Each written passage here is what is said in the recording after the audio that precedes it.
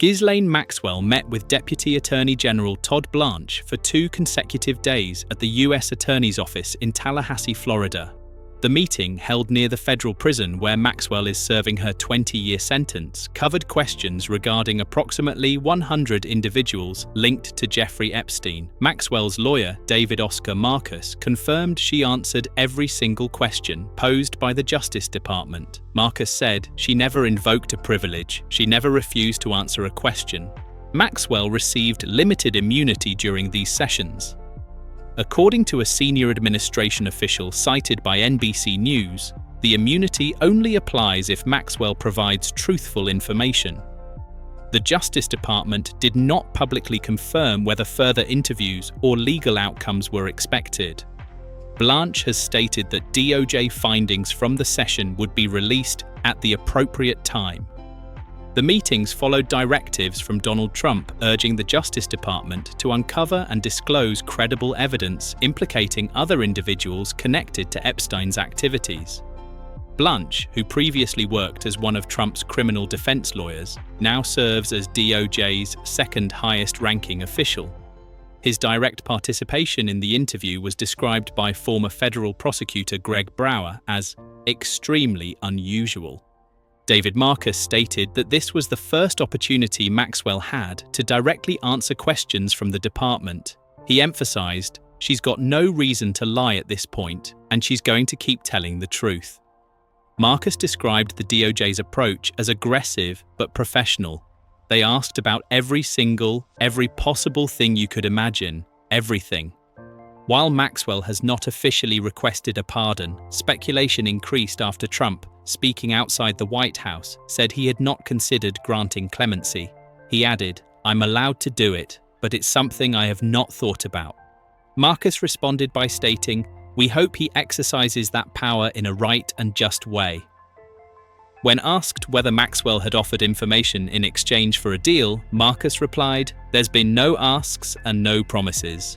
He reiterated that Maxwell had not received anything in return for her testimony. However, he acknowledged that any form of relief, including a potential pardon, would be welcomed. The Justice Department reiterated it had found no client list and maintained that Epstein's 2019 death was a suicide, as previously concluded by a Department of Justice Inspector General's report. The review cited jail staff failures as having provided Epstein the opportunity to take his own life. Still, public and political pressure has persisted, with many doubting the official narrative.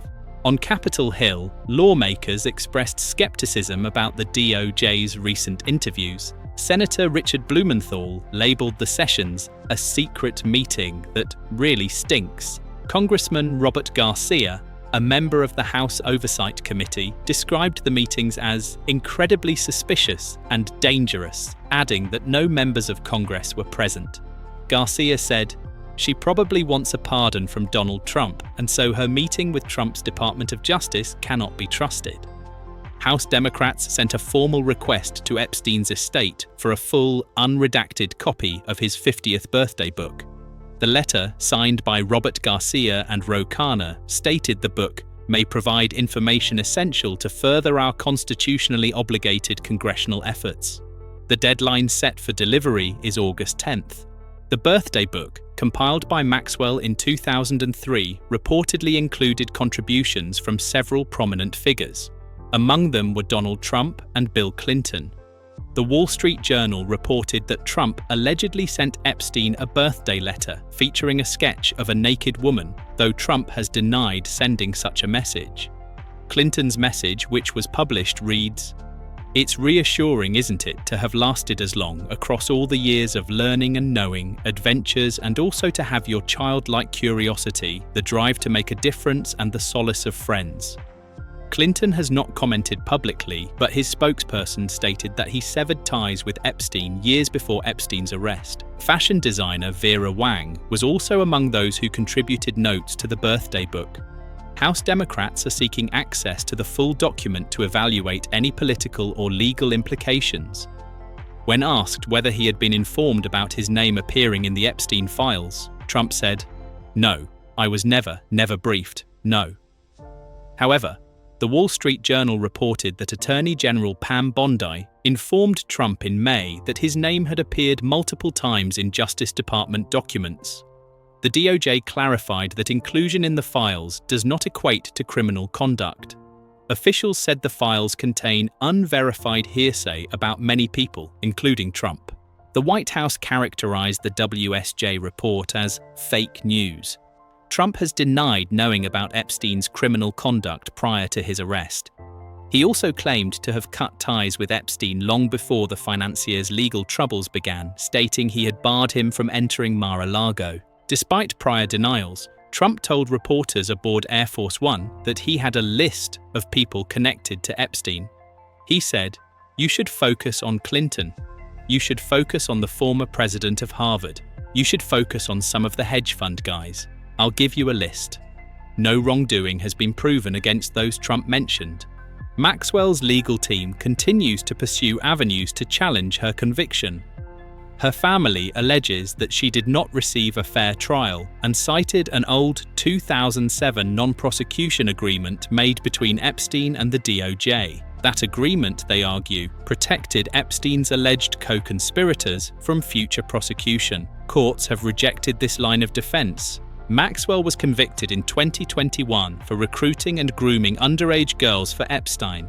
Prosecutors at the time described her as dangerous and said she used charm and manipulation to bring victims into Epstein's orbit. Maxwell is serving her sentence in a low-security prison facility in Florida. The House Oversight Committee recently voted to subpoena Maxwell for testimony before Congress. Representative Tim Burchett of Tennessee introduced the motion, saying Maxwell's insights could bring clarity to long-standing questions surrounding Epstein's network. Marcus said no decision had been made on whether she would comply with the subpoena. Last week, the DOJ formally requested the unsealing of grand jury materials related to Epstein and Maxwell, citing extensive public interest. Such disclosures are rare, and federal judges in Manhattan have requested more justification from prosecutors. A federal judge in Florida ruled that she was legally barred from releasing similar materials related to Florida-based grand jury investigations of Epstein. The Trump administration has taken varied approaches to managing the fallout from the Epstein case.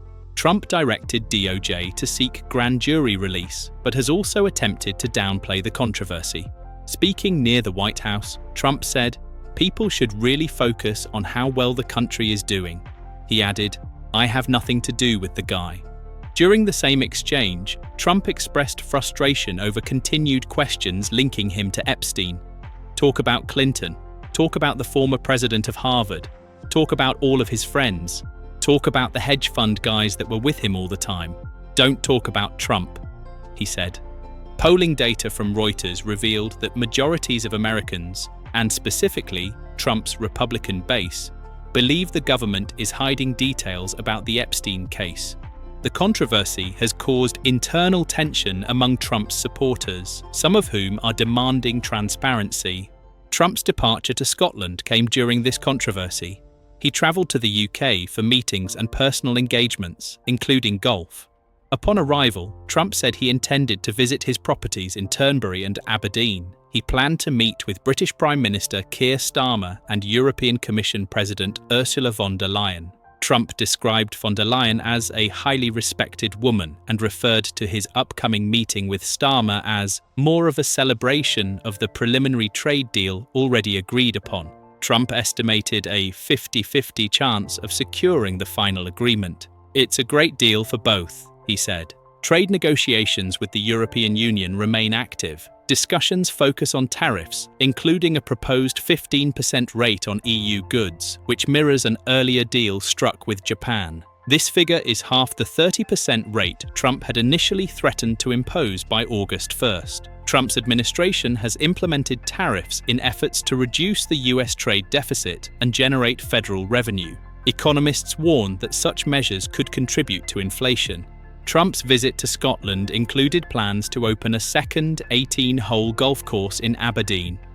The course will be named in honour of his mother, Mary Ann MacLeod, who was born in Scotland. Trump said he also looked forward to meeting Scottish leader John Swinney, despite Swinney's prior endorsement of Democratic candidate Kamala Harris. public opinion in Scotland remains unfavourable toward Trump. A March Ipsos poll showed 70% of Scots view him negatively, compared to 18% who hold a favourable opinion. Protests were expected in both Aberdeen and Edinburgh during his visit. Security preparations were made accordingly. In September, Trump is scheduled to return to Britain for a formal state visit hosted by King Charles. This will mark Trump's second state visit to the UK, making him the first modern world leader to receive two such invitations. His first state visit occurred in June 2019 and included a reception by the late Queen Elizabeth at Buckingham Palace. National Intelligence Director Tulsi Gabbard has recently accused Barack Obama's administration of engaging in a treasonous conspiracy against Trump during his first term. The allegations relate to the 2016 election and claims of Russian interference. Obama's spokesman labeled the accusations outrageous, bizarre, and a weak attempt at distraction from the Epstein situation. Trump, however, claimed Obama may benefit from a Supreme Court decision shielding presidents from prosecution for most acts committed in office. The ruling, which Trump had personally championed, was viewed as a victory in his own legal challenges related to the 2020 election. "He owes me, Obama owes me big," Trump said. "It probably helps him a lot." The Trump administration's management of the Epstein investigation continues to evolve under public scrutiny. DOJ's review confirmed Epstein died by suicide and concluded no further charges were warranted. The files reportedly contain unverified statements about many individuals, including prominent figures from political, academic, and financial circles. As questions persist, the release of records, congressional testimony, and DOJ disclosures may continue to shape the public understanding of the Epstein-Maxwell network and its associations.